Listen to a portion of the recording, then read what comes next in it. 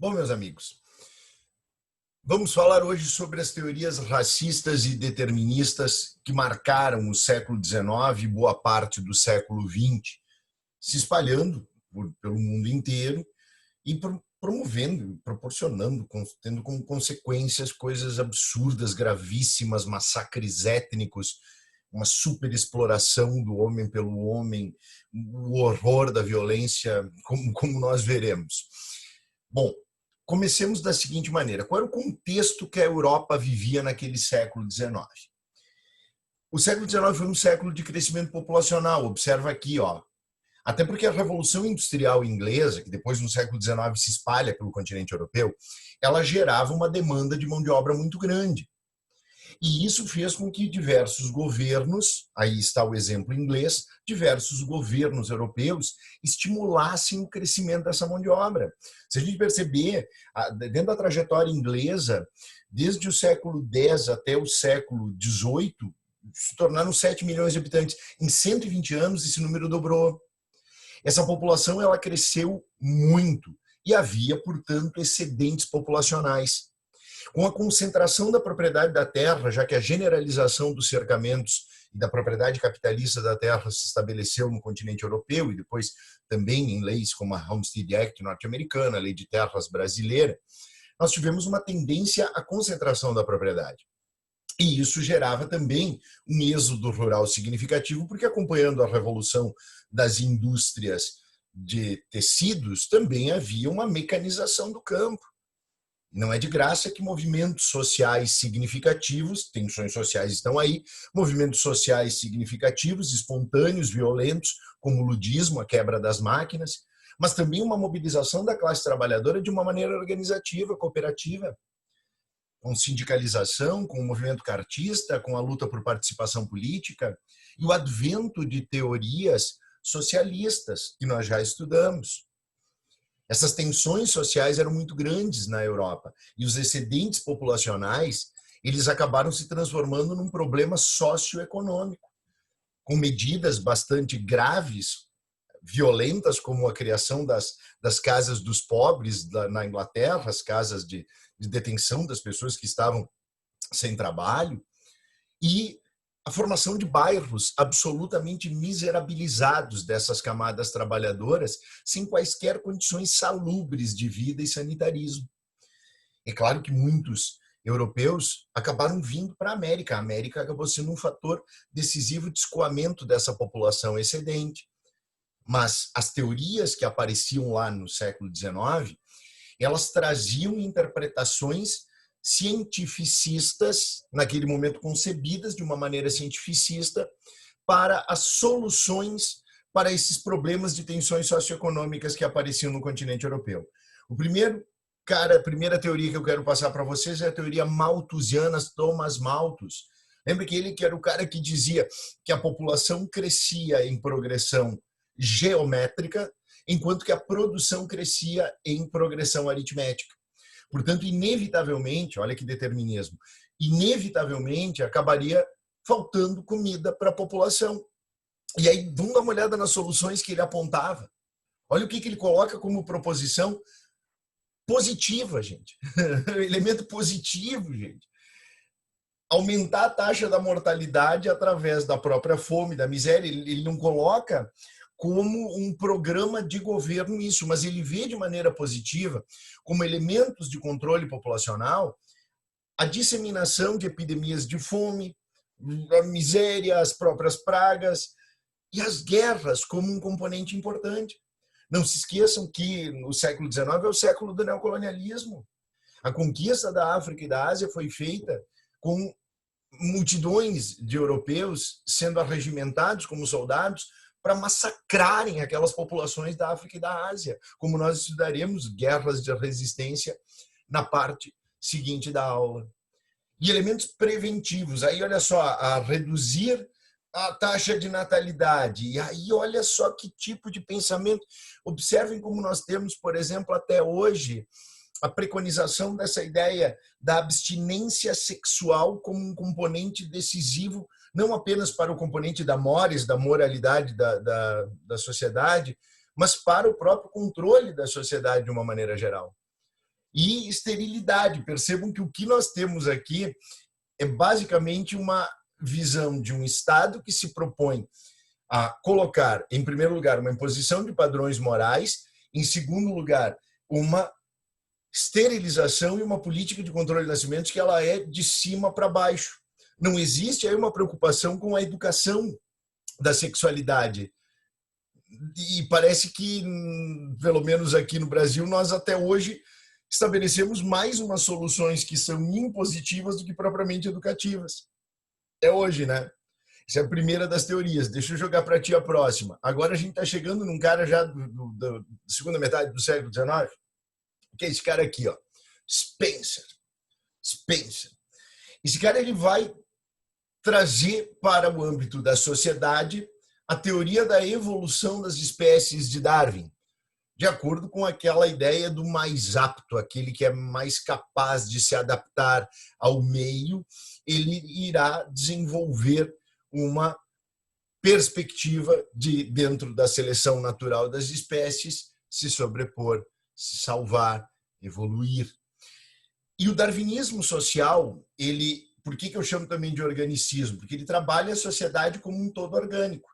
Ele não trabalha sociedades divididas, por exemplo, em nacionalidades, nem nada disso. Ele trabalha com a ideia de que o universo é um todo orgânico. E as sociedades elas estão interligadas nesse meio. E a partir dali, o que se propõe? Olha que tipo de ideia se coloca. Ó. Existem sociedades que são superiores às outras. Que tipo de superioridade? Fisicamente, intelectualmente, uma capacidade de evolução dentro daquela perspectiva que, por exemplo, o positivismo também anunciava. E essa evolução das sociedades, ela teria como ponto final aquela sociedade europeia, branca, caucasiana, uma sociedade formada a partir daqueles preceitos do Estado liberal, do contratualismo, do cientificismo, da racionalidade da sociedade. E, na mesma proporção, se colocava as demais civilizações como a representação não de civilização, não eram assim reconhecidos, mas da barbárie. Percebam, o Estado civil que os europeus preconizavam, ele não tinha o modelo dele espelhado nas sociedades africanas. Nós teremos uma aula específica de história da África. Vou contar para vocês toda a organização daqueles reinos e impérios africanos bem anteriores à chegada do branco no continente africano, inclusive a África subsaariana, a África negra. Mas não havia um espelhamento daquilo que era a condição do Estado civil representado dentro dos ideais que o liberalismo e o iluminismo haviam produzido no século XVIII. Portanto, tanto essas organizações sociais, políticas e econômicas africanas e as organizações sociais, políticas e econômicas da Ásia não eram reconhecidos pelos europeus como estados civis, como civilizações. E a partir dali, esses povos que eram superiores, essas sociedades superiores, elas iriam se estabelecer naturalmente, dentro da seleção natural que pode acontecer, como as governantes dessas classes menores. Então já havia, dentro dessa teoria da evolução social, uma Europa caucasiana, os próprios norte-americanos, dos Estados Unidos, principalmente, que também apresentavam esse tipo de modelo como uma ideia de superioridade. E essas sociedades superiores, elas têm naturalmente o direito de governar. E se aquelas sociedades inferiores não utilizavam as riquezas que a natureza oferecia, é porque elas não souberam se adaptar a este meio. E aí aquelas riquezas não pertenciam às sociedades que lá viviam, pertenciam às sociedades superiores, que teriam sim o direito de utilizar a mão de obra daquelas comunidades inferiores, tratando-as como meio animais, meio humanos, meio infantis, meio demônios, como dizia Rudyard Kipling, tratando-as dessa maneira e submetendo-as de maneira absolutamente violenta ao trabalho braçal cotidiano para que essas riquezas fossem extraídas, os minérios, os diamantes, as pedras preciosas, o ouro, e produzidas dentro das plantations que se estabeleceram na África e na Ásia. O final do século XIX é o século que o Goodyear cria a tecnologia para a produção de pneus, e aí o Congo belga, por exemplo, vai se estabeleceram como um dos maiores produtores de borracha do mundo. Assim como as plantations asiáticas também terão produção tanto de cereais quanto também de seringais. E a mão de obra a ser utilizada será a mão de obra nativa. A elite branca ela vai para essas regiões como dirigente. E em alguns lugares, aqueles excedentes populacionais que a gente viu agora há pouco, terão justamente a válvula de escape, como foi o caso da colonização inglesa na Oceania, na Austrália e na Nova Zelândia, se sobrepondo de uma maneira absolutamente violenta às comunidades aborígenes. E a partir dali, inclusive, haveria um imperialismo social, porque tu vai levar uma evolução para essas sociedades. Tu está fazendo um bem para elas. Mas vamos lá. Além do darwinismo social, nós temos também a eugenia. Este é Francis Galton, inspirado em uma teoria eugênica de Platão, lá na Grécia Antiga, e adaptado ao moderno cientificismo. Francis Galton, esse troço que tu tá vendo aí na tua imagem, não eu também, olha, pelo amor de Deus, para evolução essa latinha aqui é complicado, mas olha o Francis Galton, cara. Ele parece um sapo deformado, velho.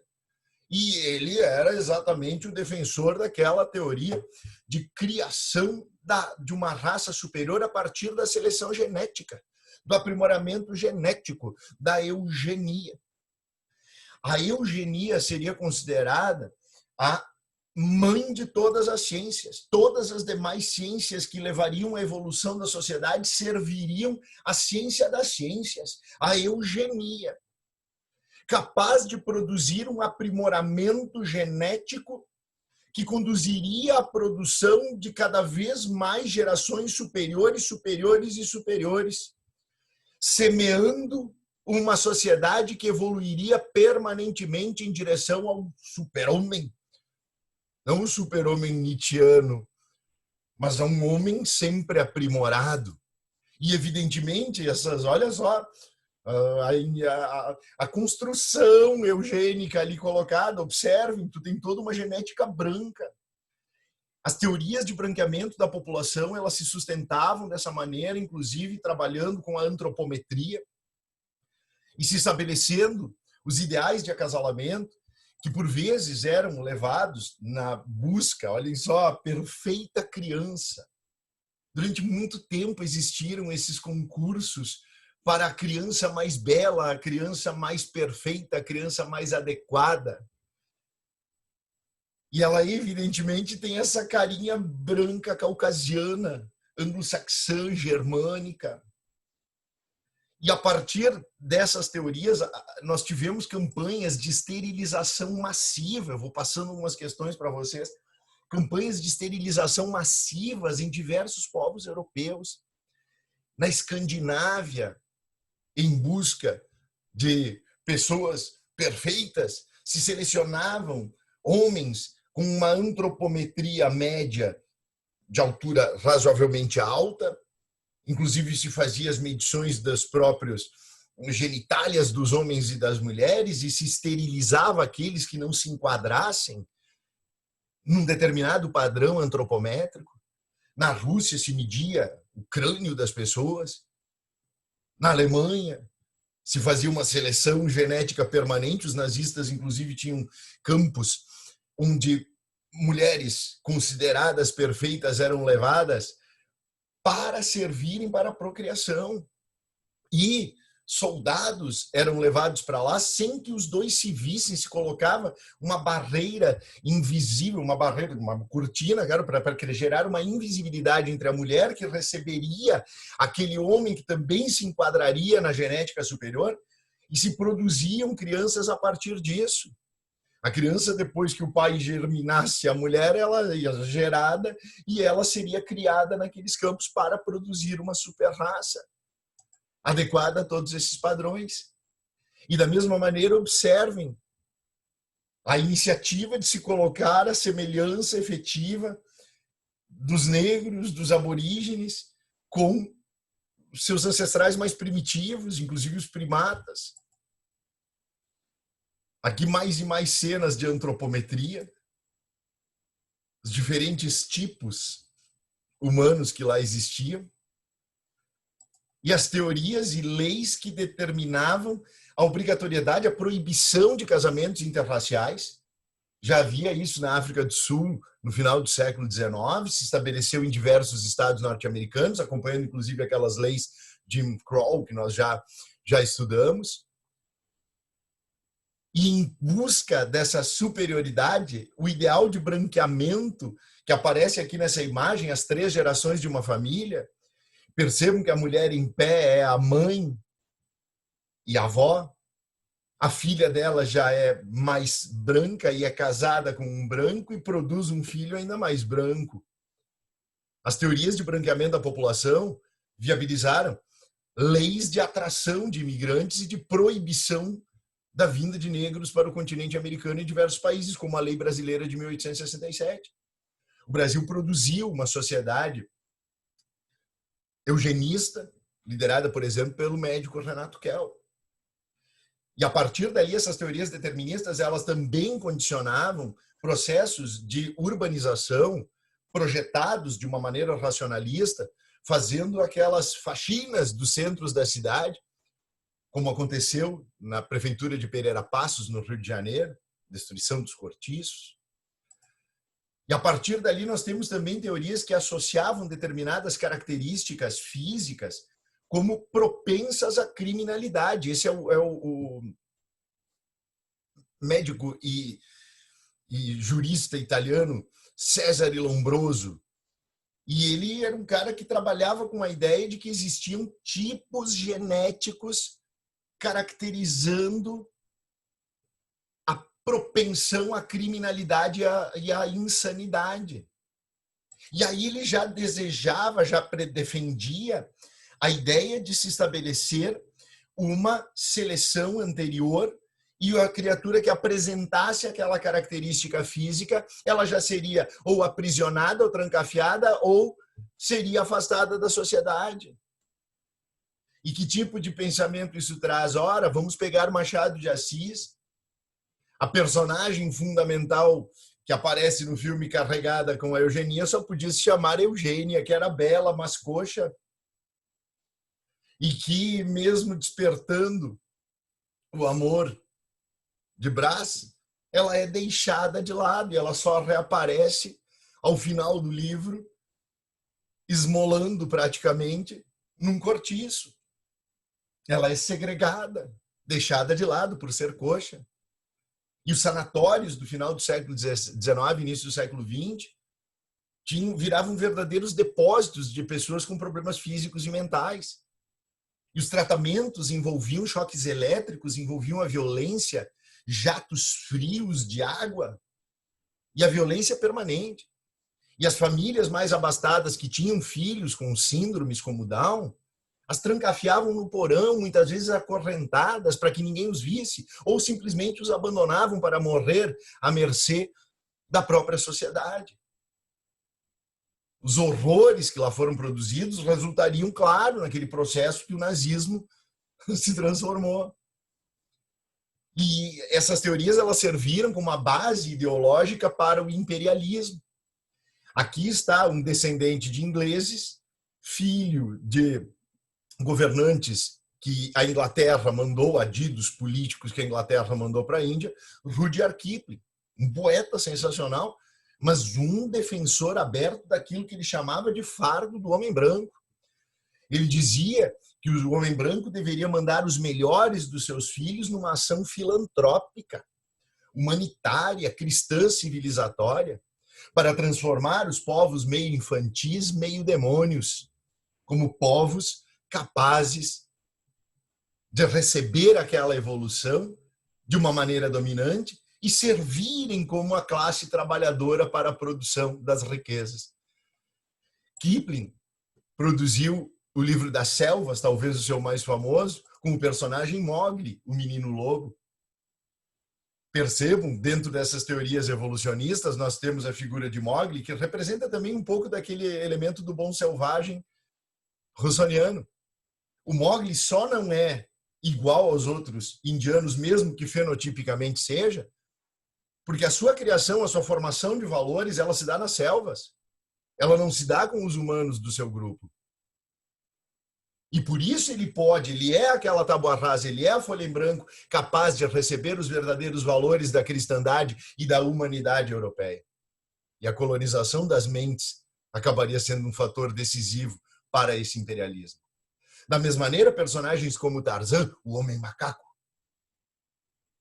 os pais de Tarzan, cientistas que iriam levar, evidentemente, o progresso para a África, morrem num acidente de avião. Tarzan sobrevive. É criado por macacos. É também o bom selvagem.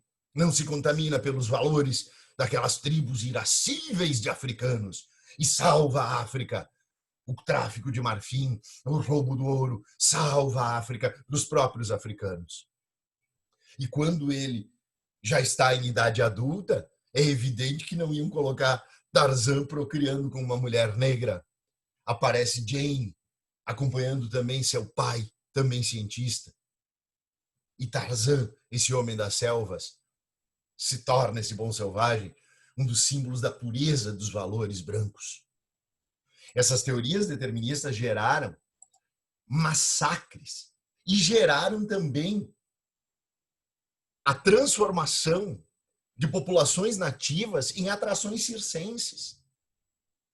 Os circos, eles eram montados em torno de pessoas que apresentavam esses problemas físicos e mentais.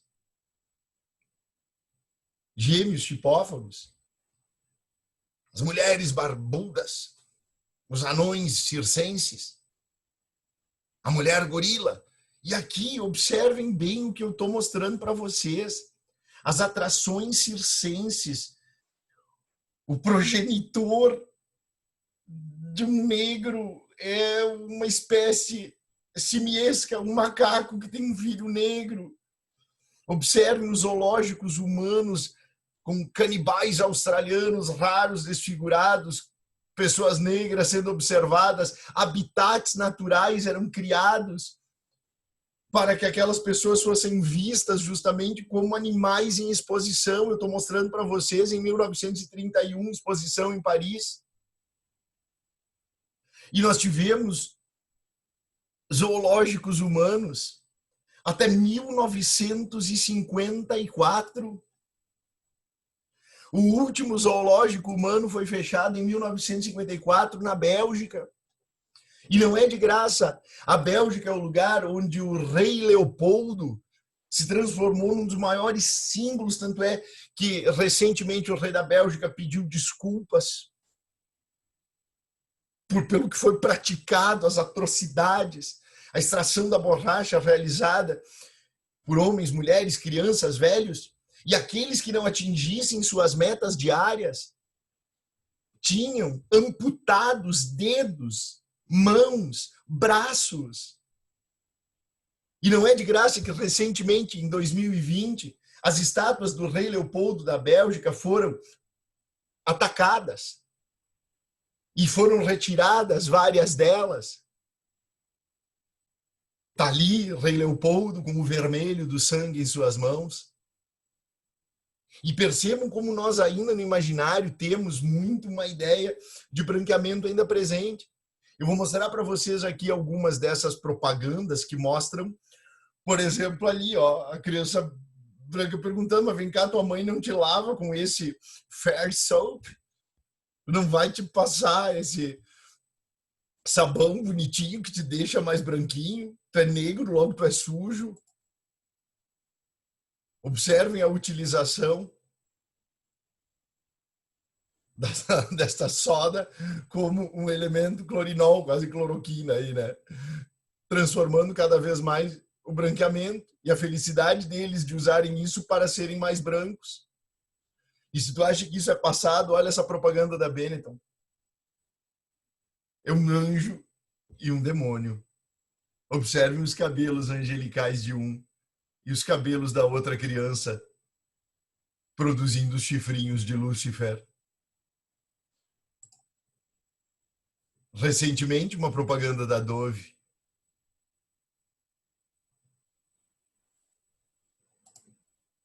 E a capa da Super Interessante, 2012. A eugenia, ela está muito presente em diversos dos argumentos que eu coloquei para vocês ao longo dessa aula, estão até hoje bastante presentes no imaginário de boa parte da sociedade. Eis as justificativas para as atrocidades cometidas em nome dessa superioridade social, racial, asquerosa, nojenta, podre.